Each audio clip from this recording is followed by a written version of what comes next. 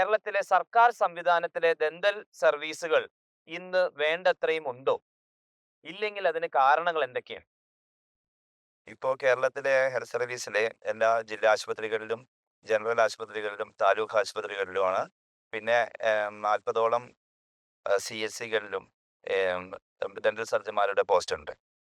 ഇനി primary health centre പോലെയുള്ള ക്ലിനിക്കുകളിൽ dental സർജന്മാരുടെ തസ്തിക വരികയാണെങ്കിൽ ഒരുപാട് ജനങ്ങൾക്ക് ഉപകാരപ്രദമാവുന്ന രീതിയിലുള്ള സേവനം നമ്മുടെ ഈ മേഖലയിൽ കാഴ്ചവെക്കാൻ സാധിക്കും. എപ്പോഴും ഒരു ഗവൺമെന്റിന്റെ മുന്നിൽ നമ്മളൊരു പ്രപ്പോസൽ വെക്കുമ്പോൾ എപ്പോഴും ഗവൺമെന്റ് ചിന്തിക്കുന്ന കുറച്ച് കാര്യങ്ങളുണ്ട്. അവരുടെ ഫിനാൻഷ്യൽ ബർഡൻ, സാമ്പത്തിക ബാധ്യത.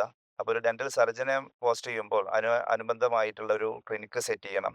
അതുപോലെ തന്നെ സപ്പോർട്ടീവ് ആയിട്ടുള്ള സ്റ്റാഫുകൾ, ഹൈജീനിസ്റ്റ് അല്ലെങ്കിൽ നഴ്സിംഗ് അസിസ്റ്റന്റ്, സ്റ്റാഫ് നഴ്സ്, ഇത്തരം ഒരു ഒരു ടീമിനെയാണ് നമുക്കൊരു ക്ലിനിക്കിൽ പോസ്റ്റ് ചെയ്യേണ്ടി വരിക. അപ്പം അത് ഒരു ഫിനാൻഷ്യൽ ബാധ്യത ആയിട്ട് ഒരു ഭാഗത്ത് നിൽക്കുമ്പോൾ നമുക്ക് വേണ്ടത്ര സപ്പോർട്ട് പബ്ലിക്കിന്റെ ഭാഗത്തു നിന്ന്, ജനപ്രതിനിധികളുടെ ഭാഗത്തു നിന്നൊക്കെ ഇതിനുള്ള ഒരു ആവശ്യം വരുമ്പോഴാണ് ഗവൺമെന്റും ആ ഒരു തരത്തിൽ ചിന്തിക്കാൻ തുടങ്ങുകയുള്ളൂ.